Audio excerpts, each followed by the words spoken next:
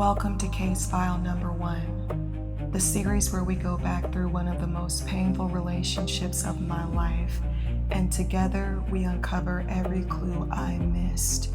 Your job is simple. See if you can spot the red flags before I finally did, because if you can learn to see them in my story, you'll start recognizing them in your own.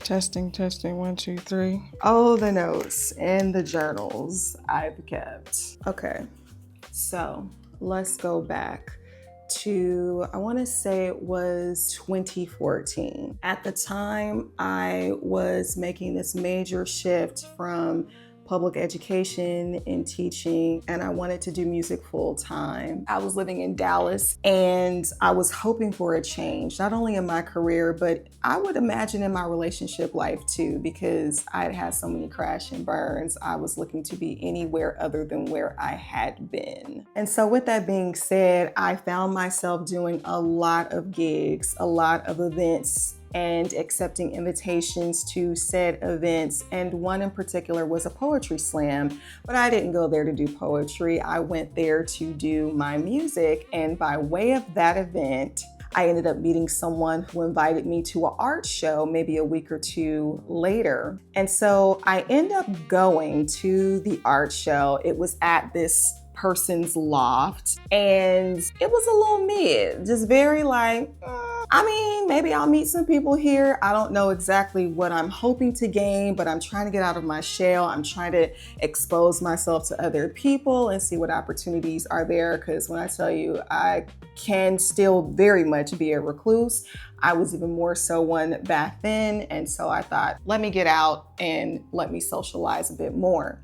I was bored. I was ready to go. I wasn't really impressed by the artwork, the accoutrements. The hors d'oeuvres were a little blah. The music really wasn't hitting. I was just kind of like, I'm ready to go. But then in the corner somewhere, I noticed this guy who I see noticing me.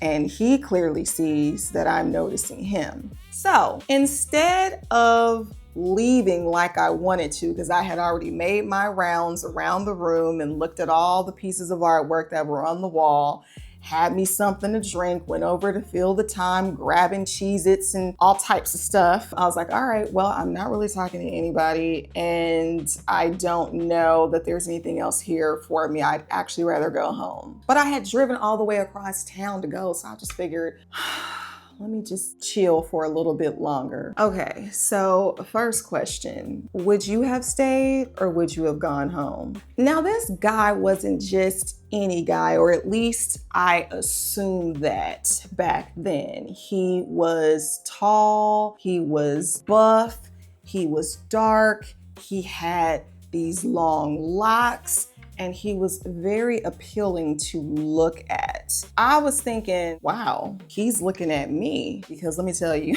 what I was dressed in. I had on like this beanie. I had on these like Miss Beasley cat glasses, a leather fitted coat that's buttoned all the way up to the chin, and I'm wearing this long jean church skirt and some flat, very basic B shoes. I'm not really looking much of anything, at least in my opinion. And now when I look back, I realize beyond the surface, I had no real reason to be interested in this person. I didn't even know him. I was more interested in the potential of being chosen.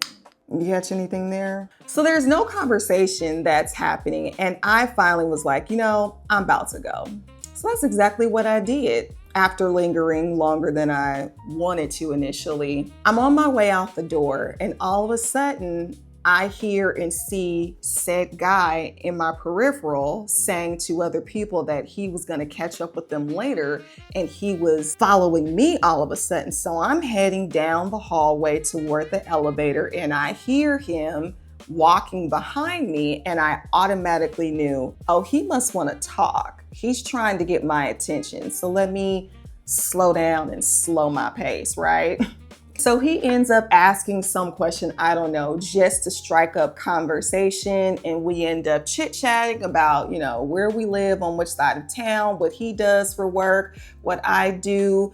I tell him I'm in the process of leaving my old life as far as teaching and venturing off into full-time music and needing to put my stuff in storage because I'm looking at doing a cruise music contract overseas. And so he offers to help me move because he says that he has a truck. And I was like, that's great, because at the time I was broke. Okay. And so to hear someone say that they would help me move was great, because I was trying to figure out how I was going to get the money to hire professional movers. So I thought, this would be the perfect reason or excuse to exchange phone numbers. So I'm thinking he's going to call. I can't remember if he said he was going to call or if it was just the expectation that he would call, because he came after me. I ended up giving him my number. He told me he was going to help me, and he never did call. Now, what would have gone through your mind? Well, let me just jump to it. I called him. I called him because I literally am thinking, well, maybe he's thinking I'm asking for something for nothing. So let me at least let him know I was going to pay him money, for driving across town to help me move my things out of my place. And maybe he forgot, maybe he got busy, so I wanted to let it be known that I wasn't expecting him to do anything for free. That was the rationale that I had. But I am curious, would you have made that call? As I've told this crazy ass story to many people over the years, most people think that the biggest mistake happened after we started dating. It didn't, but let me tell you how we officially began.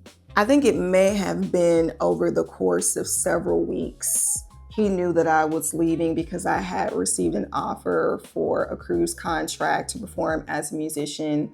And so I'm celebrating and ecstatic about this new opportunity. And he wanted to make it known that whenever I left and went out there, that I was telling people who may have been interested that I had a man waiting for me back home. I want to say that was pretty much the exact wording that he used. Again, being ecstatic over the idea of being chosen, I said yes, because who else did I have checking for me at the time?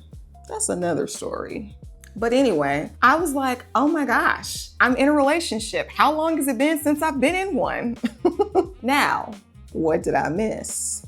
If we go back to the scene of the party or the art gallery, I ignored how I felt. I was tired, I was bored, I was ready to go, and I stayed around probably for at least another 15 to 20 minutes doing absolutely nothing, wasting my time, trying to linger around to see and be seen, because I felt so deprived of attention. I was like, well, what else do I have going? Even though my body had already made its decision, we need to go. But I overrode that because someone attractive was paying attention to me. I also value potential over observation. Instead of asking, who is this man really, and allowing time to show that to me, I immediately started imagining who I thought he was or who I wanted him to become. The other thing is, when it came time for me to move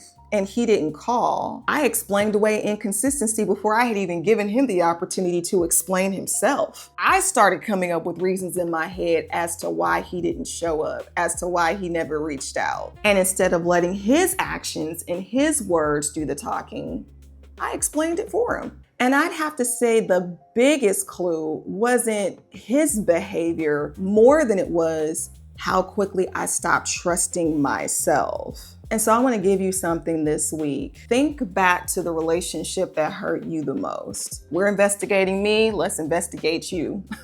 Not the breakup, not the cheating, not the ending, but ask yourself, when was the moment, the first moment that something felt off inside? Doesn't matter how small it was. Don't judge yourself. It's just mere observation. Because rebuilding self-trust starts with acknowledging the moments that we talked ourselves out of what we already knew. I used to think the biggest mistake was choosing the wrong man, but there's an even bigger one. It was when I stopped choosing myself. Not just in this situation, but in so many other situations prior. And if you think these were the biggest lessons in this story, this is just the tip of the iceberg.